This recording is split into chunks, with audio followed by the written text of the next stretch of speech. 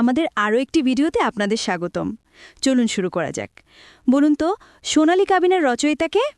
বিখ্যাত কাব্যগ্রন্থ সোনালী কাবিনের রচয়িতা হলেন কবি আল মাহমুদ। একদম সঠিক। পরবর্তী প্রশ্ন, ব্রজবুলি ভাষার স্রষ্টাকে? ব্রজবুলি নামক মিশ্র ভাষাটির স্রষ্টা হলেন মহাকবি বিদ্যাপতি। ঠিক বলেছেন। এবার ইতিহাস থেকে একটি প্রশ্ন, প্রতাপাদিত্য কে ছিলেন?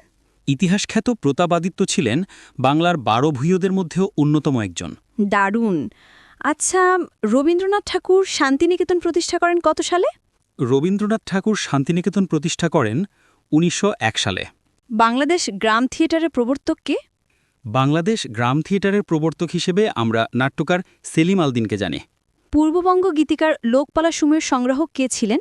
পূর্ববঙ্গ গীতিকার লোকপালাসমূহের সংগ্রাহক ছিলেন চন্দ্রকুমার দে। খুব ভালো। বলুন তো, বাংলা সাহিত্যের চলিতরীতির প্রবর্তক কে?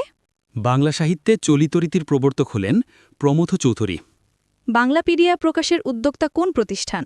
বাংলাপিডিয়া প্রকাশের উদ্যোক্তা হল বাংলাদেশ এশিয়াটিক সোসাইটি। অসাধারণ। এবার একটি বিখ্যাত চরণ, ফুল ফুটুক আর না ফুটুক আজ বসন্ত, এই স্মরণীয় চরণটি কে লিখেছেন? ফুল ফুটুক আর না ফুটুক আজ বসন্ত, এই স্মরণীয় চরণটি লিখেছেন কবি সুভাষ মুখোপাধ্যায়।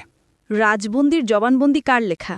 রাজবন্দির জবানবন্দি লেখাটি আমাদের বিদ্রোহী কবি কাজী নজরুল ইসলামের। বাংলা সন প্রবর্তন করেন কে?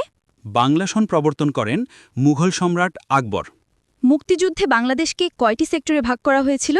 মুক্তিযুদ্ধে বাংলাদেশকে 11টি সেক্টরে ভাগ করা হয়েছিল। মুক্তিযুদ্ধে বাংলাদেশকে কয়টি সাব সেক্টরে ভাগ করা হয়েছিল? এই প্রশ্নের সঠিক উত্তরটি আপনারা কমেন্টস করে মেধা যাচাই করুন। ধন্যবাদ।